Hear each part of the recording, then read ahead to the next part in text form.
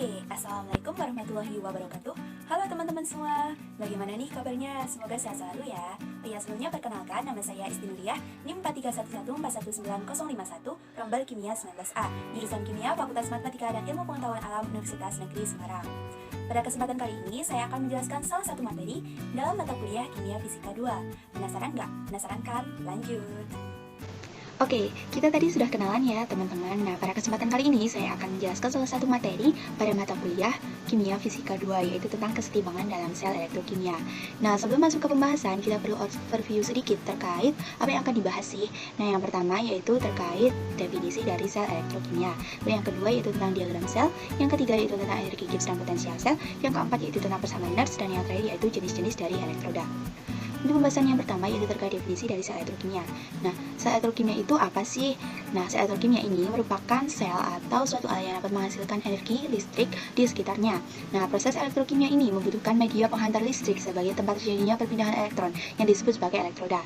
Nah, perlu kita ketahui bahwa elektroda itu ada dua jenis, yaitu elektroda positif dan elektroda negatif. Nah, adanya kedua elektroda ini disebabkan karena elektroda tersebut itu akan dialiri oleh arus listrik sebagai sumber energi dalam pertukaran elektron. Kemudian untuk konsep sel elektrokimia itu didasarkan pada reaksi redoks atau reaksi reduksi dan reaksi oksidasi. Nah, di mana reaksi reduksi itu merupakan reaksi terjadi peristiwa penangkapan elektron, sedangkan reaksi oksidasi itu merupakan reaksi yang terjadi peristiwa pelepasan elektron. Nah, berikut ini adalah contoh dari sel elektrokimia, yaitu di mana elektroda Zn atau Zn itu dimasukkan dalam larutan tembaga atau Cu. Nah, itu terjadi reaksi redoks, di mana reaksi reduksi itu terjadi pada Cu, yaitu dengan menangkap dua elektron. Kemudian untuk reaksi oksidasi itu terjadi pada Zn atau Zn itu dengan melepas dua elektron. Nah, untuk pembahasan selanjutnya yaitu pembahasan yang kedua terkait diagram sel. Nah, di dalam diagram sel ini, itu sel elektrokimia ditujukan dalam diagram yang menunjukkan bentuk elektroaktif, teroksidasi, dan reduksi dari suatu zat, serta spesies lain yang mungkin terlibat dalam reaksi elektroda tersebut. Berikut ini adalah contoh diagram sel, yaitu dalam versi lengkap dan versi ringkas. Nah, jadi maksudnya itu bagaimana sih diagram sel ini? Nah, yang pertama yaitu terkait elektroda logam itu ditempatkan di ujung diagram. Ya, ini contohnya. Kemudian yang kedua yaitu zat atau gas yang tidak larut itu ditempatkan di posisi yang berdekatan dengan logam. Ya, contohnya ini gas hidrogen. Nah, yang ketiga yaitu spesies larut itu ditempatkan di dekat tengah dengan diagram. Ya, contohnya itu ini dan ini. Nah, untuk yang keempat yaitu batas fase itu ditujukan oleh batang vertikal yang kokoh. Ini. Kemudian yang terakhir yaitu terkait garis vertikal putus-putus ganda itu menunjukkan persimpangan antara dua fase cair yang bercampur. Ya, ini contohnya. Oke, pembahasan selanjutnya yaitu terkait energi Gibbs dan potensial sel. Nah, di dalam persamaan energi Gibbs dan potensial sel ini, yaitu terkait dengan sel Daniell. Nah, di mana persamaannya diperoleh pada sel Daniell itu dianggap cukup umum, gitu. Maka apabila reaksi sel yang tertulis itu melibatkan sebanyak N elektron, maka terjadi hubungan pada persamaan 3.1, yaitu N dikali epsilon kurang dari sama dengan min delta G, di mana N itu banyaknya elektron, kemudian F itu merupakan konstanta Faraday, epsilon itu merupakan potensial sel, dan delta G itu merupakan energi Gibbs. Dan persamaan tersebut itu merupakan hubungan antara potensial sel dan perubahan energi Gibbs pada reaksi sel. Dan nilai potensial sel itu bergantung pada arus yang ditarik secara eksternal atau dari luar. Dan nilai limit potensial yang diukur ketika arus menuju nol itu disebut sebagai gaya gerak listrik sel atau GGL sel. Maka persamaan yang terjadi itu pada persamaan 3.2 ini. Kemudian dari persamaan 3.1 itu maka diperoleh persamaan N dikali F dikali epsilon ref sama dengan min delta G. Kemudian selanjutnya yaitu terkait spontanitas. Nah, spontanitas suatu reaksi itu dapat dinilai dari potensial sel yang sesuai. Maka melalui persamaan 3.3 tadi, itu dapat diketahui bahwa apabila perubahan energi Gibbs bernilai negatif, maka nilai potensial sel bernilai positif atau berkebalikan. Nah, berikut ini adalah tabel terkait spontanitas suatu reaksi.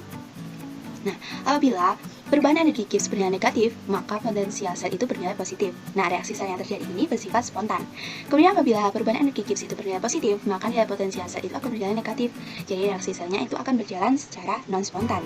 Kemudian apabila perubahan energi Gibbs bernilai sama dengan 0, kemudian potensial sel juga bernilai sama dengan 0, maka reaksi selnya itu berada dalam kesetimbangan. Nah, untuk pembahasan selanjutnya yaitu terkait persamaan Nernst. Dalam persamaan Nernst ini, yang pertama itu terkait persamaan energi Gibbs, yaitu persamaan 4.1, dituliskan yaitu delta G sama dengan delta G standar ditambah RT ln Q. Kemudian, persamaan 4.1 ini digabungkan ke dalam persamaan 3.3, menghasilkan persamaan 4.2 yaitu min NF epsilon sama dengan delta G standar ditambah RT ln Q. Kemudian diperoleh potensial sel standar yaitu min NF epsilon standar sama dengan delta Q standar, sehingga diperoleh min NF epsilon sama dengan min NF epsilon standar ditambah RT ln Q. Nah, dari persamaan 4.4 ini, itu jika dibagi dengan min NF, maka diperoleh persamaan sebagai berikut. Oke, kita masuk ke pembahasan yang terakhir, yaitu tentang jenis-jenis dari elektroda. Nah, untuk jenis-jenis dari elektroda, itu dibagi menjadi 4 jenis. Yang pertama yaitu elektroda gas ion, yang kedua yaitu elektroda ion logam-logam, yang ketiga yaitu elektroda logam garam tak larut anion, dan yang keempat yaitu elektroda oksidasi reduksi.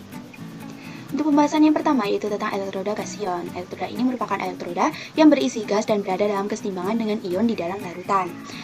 Nah, untuk elektroda gas ion ini itu terdiri dari pengumpul atau kolektor elektron inert seperti platina atau grafit. Nah, contohnya yaitu elektroda klorin dan reaksi keseimbangan yaitu sebagai berikut.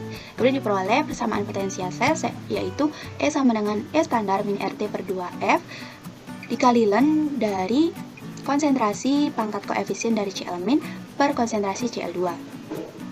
Kemudian untuk jenis yang kedua yaitu elektroda ion logam-logam. Elektroda ini itu terdiri dari sepotong logam yang direndam dalam larutan yang mengandung ion logam. Nah, untuk contohnya itu elektroda Zn dan elektroda Cu. Untuk reaksi keseimbangannya yaitu sebagai berikut. Dan diperoleh persamaan potensial selnya yaitu E sama dengan E standar min RT per 2F dikali ln dari 1 per konsentrasi dari M. Oke, untuk jenis yang ketiga yaitu elektroda logam garam tak larut anion. Elektroda ini itu terdiri dari sebatang logam yang direndam dalam larutan mengandung garam padat yang tidak larut dari logam dan anion dari garam.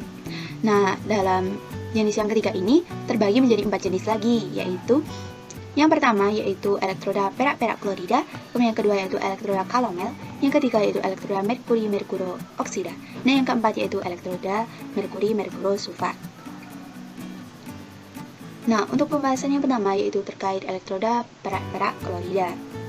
Nah, elektroda ini itu terdiri dari padatan AgCl, padatan Ag, dan ion Cl- yang dinyatakan sebagai berikut. Nah, untuk reaksi keseimbangannya yaitu sebagai berikut, dan diperoleh persamaan potensial selnya yaitu E sama dengan E standar min RT per F dikali ln dari konsentrasi Cl-. Nah, pada elektroda perak-perak klorida ini itu sangat bergantung pada konsentrasi dari Cl- yang berada dalam fasa larutan. Kemudian untuk jenis dari elektroda logam garam tak larut anion yang kedua yaitu elektroda kalomel. Nah, elektroda ini itu terdiri dari kumpulan merkuri dan dilapisi dengan kalomel atau merkuri klorida serta larutan KCl. Nah, elektroda ini dinyatakan sebagai berikut. Untuk reaksi keseimbangannya yaitu sebagai berikut, dan untuk persamaan potensial selnya yaitu E sama dengan E standar min RT per 2F dikali ln dari konsentrasi pangkat koefisien dari Cl-. Untuk jenis yang ketiga yaitu elektroda merkuri-merkuro oksida. Nah, untuk elektroda ini terdiri dari kumpulan merkuri dan dilapisi dengan merkuri oksida serta larutan basa. Elektroda ini dinyatakan sebagai berikut. Nah, untuk reaksi keseimbangannya yaitu sebagai berikut.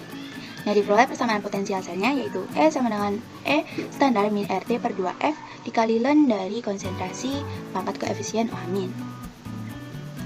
Nah, untuk jenis dari elektroda logam garam tak larut anion yang terakhir yaitu elektroda merkuri-merkuro sulfat.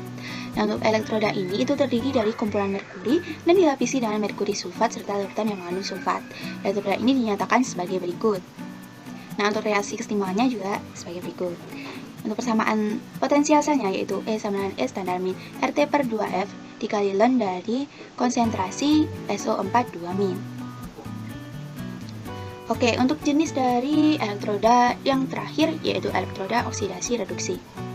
Nah, elektroda ini itu memiliki kolektor atau pengumpul logam inert.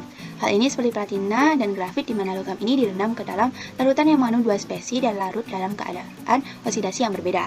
Contohnya itu elektroda ion besi-besi. Reaksinya yaitu sebagai berikut. Dan untuk persamaan potensial selnya yaitu E sama dengan E standar min RT per F dikali ln dari Fe2+ per Fe3+. Nah, mungkin cukup sekian ya pembahasan terkait materi keseimbangan dalam sel elektrokimia. Apabila dalam penyampaian masih terdapat kekurangan, saya mohon maaf dan semoga video ini bermanfaat bagi teman-teman semua. Jangan lupa untuk like, komen, dan subscribe pada video ini ya. Oke, terima kasih. Wassalamualaikum warahmatullahi wabarakatuh.